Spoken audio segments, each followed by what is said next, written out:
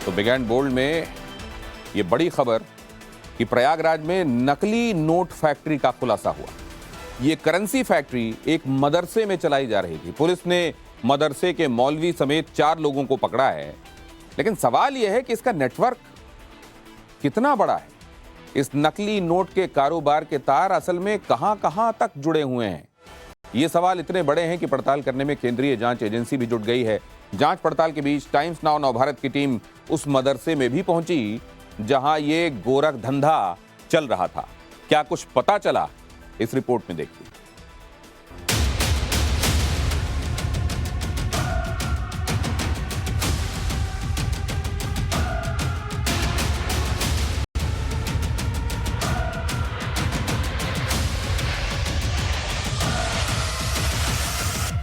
जामिया हबीबिया मदरसा, अतसुइया इलाका, प्रयागराज। देश के सबसे बड़े सूबे का 70 बरस पुराना यह मदरसा सवालों के चक्रव्यूह में खड़ा है। सवाल यह है कि क्या हुआ कि यह मदरसा शक के दायरे में खड़ा है। क्या इस मदरसे में देशद्रोही गतिविधियां चल रही थी? क्या प्रयाग के संदिग्ध मदरसे पर बुलडोजर चलेगा? क्योंकि इस मदरसे में फेक करेंसी की फैक्ट्री चल रही थी। इस मदरसे में नकली नोट छापे जा रहे थे। यहां बैठकर ये 4 गद्दारों की टोली देश की आर्थिक व्यवस्था को चुनौती दे रहे थे, देश को खोखला करने की साजिश रच रहे थे। मोहम्मद तफसीरुल हैं, ये इसी मदरसे के मौलवी प्रिंसिपल थे, और जाहिर खान जो इसका मेन मास्टरमाइंड है, दोनों ये उड़ीसा के रहने वाले हैं। पिछले 5-6 साल से इसी मदरसे में ये दोनों रह रहे थे और इनके द्वारा ये जो नकली नोट बनाने की जो कार्रवाई इनके द्वारा यहाँ पे की जा रही थी। इस नकली नोट फैक्ट्री के खुलासे के बाद अब लगातार पड़ताल की जा रही है। टाइम्स नवभारत की टीम उस मदरसे में पहुंची जो सवालों में है। नकली नोट के इस खेल के कितने किरदार, मदरसे में आखिर कैसे नकली नोट की छपाई होती थी, इस गिरोह के तार और कहां से जुड़े हैं, ये कुछ ऐसे सवाल हैं जिनका जवाब आज हर कोई जानना चाहता है। और इन सब के बीच में टाइम्स नाउ नवभारत की टीम उस जगह पर मौजूद है जहां पर नकली नोट की छपाई का काम होता था। 100 रुपए के 13,000 नोट की गड्डियां, नोट छपे हुए पेपर, ये कलर प्रिंटर और वो तमाम सामान मिले हैं यहां से जिससे धड़ल्ले से नोट बनाए जा रहे थे। जो आरोपी थे वो कहां पर बैठकर नकली नोट की छपाई करते थे, कहां पर प्रिंटर सारे लगे थे, कहां पर नकली नोट को बकायदे उसकी सीरीज बनाई जाती थी, कैसे छपाई होती थी, ये सब कुछ हम आपको दिखाने जा रहे हैं। इस मदरसे में चल रहे नोट के गोरख धंधे की पूरी इनसाइड स्टोरी बताएंगे कि क्यों 500 की जगह 100 के नोट छापे जाते थे। ये कितनी महीन साजिश थी, ये जानने से पहले जान लीजिए कि इस मदरसे के ऊपर नोट की फैक्ट्री चल रही थी और नीचे बच्चे पढ़ रहे थे। देखिए ये पूरा एक बड़ा सा हॉल है। इस हॉल के बीच में नमाज अदा की जाती है, जबकि साइड के जो बरामदे हैं वहां पर क्लासेस चला करती थी। डेस्क देखिए आप यहाँ मौजूद है, इसके अलावा जो दरी है यहाँ पर बच्चे बैठकर पढ़ाई करते थे। लेकिन किस तरीके से यहाँ पर नकली नोट का कारोबार किया जाता था, ये चौंकाने वाली बात है। और इस घटना के सामने आने के बाद से देखिए कि इस पूरे मदरसे में फिलहाल सियापा पसरा है। जो बच्चे हैं वो यहाँ पर अभी फिलहाल नहीं दिख रहे हैं, नदारत हैं। कहा यह जा रहा है कि छुट्टी होने की वजह से बच्चे नहीं आए, लेकिन जो लोग मिल रहे हैं उनके चेहरे बता ये रहे हैं कि किस तरीके से इस घटना के बाद से वो भी हतप्रभ है। जैसे जैसे आशुतोष इस मदरसे के अंदर चले गए, वैसे वैसे होश फाख्ता करने वाली सच्चाई सामने आती गई। मदरसे के अंदर ऐसी ऐसी तस्वीरें दिखी जो बेहद चौंकाने वाली थी। हम आपको तमाम तस्वीरें दिखाएंगे, मगर उससे पहले सुनिए मदरसे में चलने वाली करेंसी फैक्ट्री के खुलासे पर यहाँ काम करने वाले क्लर्क ने क्या कहा। वो जानकारी बिल्कुल नहीं थी। आपके ही मदरसे से प्रिंटर पकड़ा गया, नकली नोट पकड़ा गया। ऊपर बताया ना, ऊपर कोई नहीं जाता, न कोई लड़के जाते हैं, न कोई टीचर, न कोई एम्प्लॉय, कोई नहीं जाते हैं। मदरसे के ऊपरी तल्ले पर यह सारा खेल चल रहा था। मदरसे के प्रिंसिपल मौलवी तफसीरुल आरिफीन के कमरे में नोट छापने का सारा साजो सामान था। लिहाजा टाइम्स नाउ नवभारत की टीम पहुंची उस कमरे तक जहां से पुलिस ने आरोपियों को गिरफ्तार किया। जैसे ही आप यहाँ से ग्राउंड फ्लोर से आप बढ़ेंगे तो ये लोहे का गेट है और इसके बाद ये सीढ़ियाँ हैं। सीढ़ियों से जैसे ही हम ऊपर चढ़ते हैं, यहाँ पर 2 या 3 कमरे बताए जा रहे हैं, वो बने थे। और इन्हीं कमरों में बैठकर जो आरोपी शिक्षक था, जो प्रिंसिपल था, वो इस पूरी वारदात को अंजाम देता था। देखिए जैसे ही हम यहाँ पर पहुँचते हैं, लोहे की एक मजबूत जाली है और फिलहाल इस घटना के सामने आने के बाद से हालांकि इसको सील कर दिया गया, हम इसके आगे नहीं बढ़ सकते हैं। इसके साथ ही हम आपको दिखाने की कोशिश करें तो ये लोहे का एक दरवाजा है और कहा यह जा रहा है कि इसी कमरे में बैठकर जो आरोपी प्रिंसिपल था वो अपने जो साथी हैं उनके साथ इस खेल को अंजाम देता था।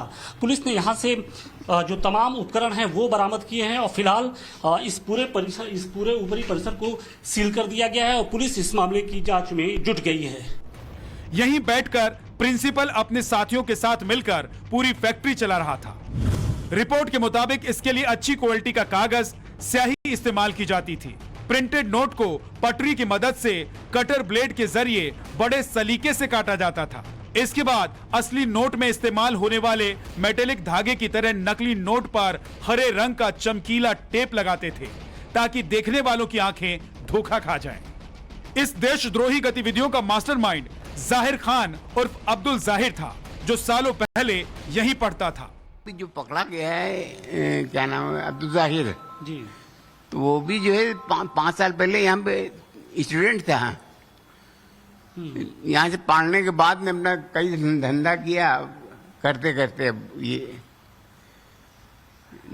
करीब करीब 1.5-2 महीने से यहाँ देखा जा रहा है उसको कि आता है ऊपर चला जाता है, तब क्या बोला जाए।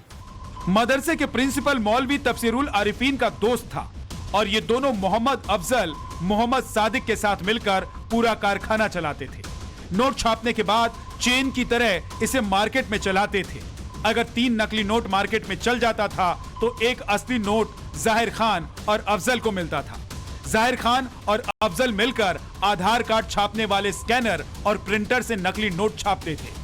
पिछले 2-3 महीने से नकली नोट छापने का काम यही गैंग कर रहा था, लेकिन मदरसे के छात्र और कर्मचारियों का दावा है कि उन्हें इसकी रत्ती भर भी भनक नहीं। ऊपर होता था, अब हम लोग ऊपर तो जाते नहीं, कोई बच्चा न यहाँ का कोई मुदर्रिस, पढ़ाने वाले टीचर न मुलाजिम, कोई नहीं जाते थे ऊपर, किसी की एंट्री नहीं है। अब ऊपर क्या होता था वो हम लोग सर नहीं जानते हैं।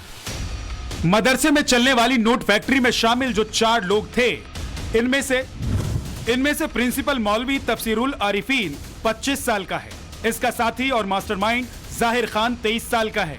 ये दोनों ओडिशा के रहने वाले हैं, जबकि मोहम्मद अफजल और मोहम्मद साइद दोनों 18 साल के हैं और दोनों केरल थाना क्षेत्र के रहने वाले हैं।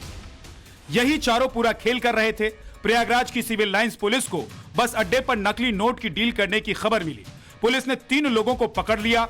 उनसे पूछताछ के बाद अतरसुइया में कल्याणी देवी पेट्रोल पंप के पास स्थित मदरसे पर छापा मारा गया, जहां से नकली नोट के साथ 4 लोग गिरफ्तार हुए। अभी हमें पकड़ा तो ये एक डील कर रहे थे कि 15,000 में ये 45,000 के fake Indian currency note provide कर रहे थे। तो मुखबिर की सूचना पे ये पुलिस ने डेवलप किया और उसी के बेसिस पे इस पूरी गैंग को पुलिस के द्वारा गिरफ्तार किया। यूपी एटीएस, एनआईए और आईबी की टीम पड़ताल कर रही है। जांच टीम इनकी कॉल डिटेल्स खंगाल रही है। नेटवर्क के बारे में पता लगाया जा रहा है। मदरसे के क्लर्क समेत सभी सदस्यों से पूछताछ की जा रही है।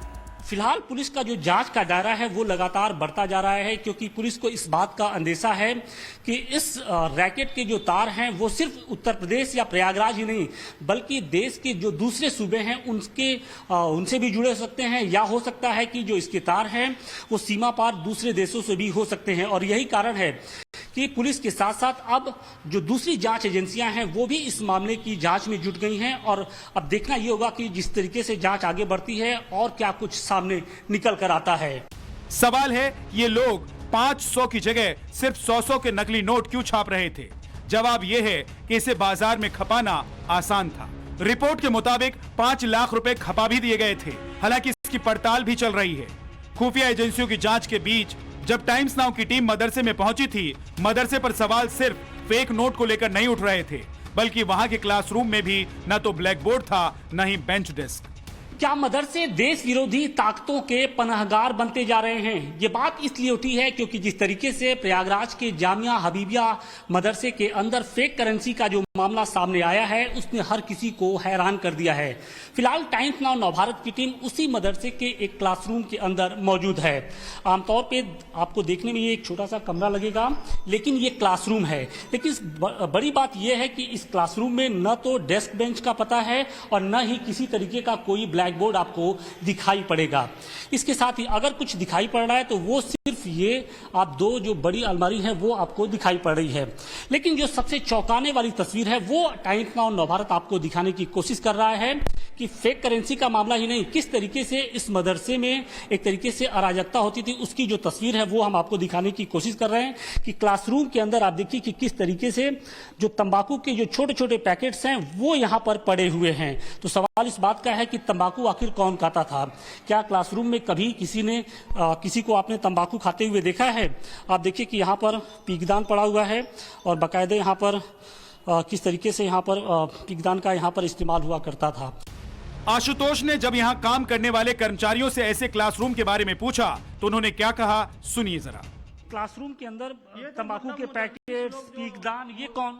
मुदर्रिस लोग खाते हैं, बड़े मतलब जो यहाँ के मास्टर हैं वो खाते हैं। क्लासरूम में गुटखा खा के आते हैं, पढ़ाई कर खाते हैं, बाहर खाते हैं, बाहर खाते हैं और पैकेट्स यहाँ फेंकते हैं। अरे वो तो मतलब वो हवा से उड़ के इधर चली आई, उसी कोई बात। अरे हवा से उड़ के कैसे ये पैकेट्स वहाँ पे चले आएंगे? अरे वो तो मतलब जो है बच्चे भी कुछ बड़े खाते हैं, छोटे नहीं खाते। इलाके के लोग इस मदरसे के वजूद पर सवाल उठा रहे हैं, इस पर बुलडोजर चलाने की मांग कर रहे हैं।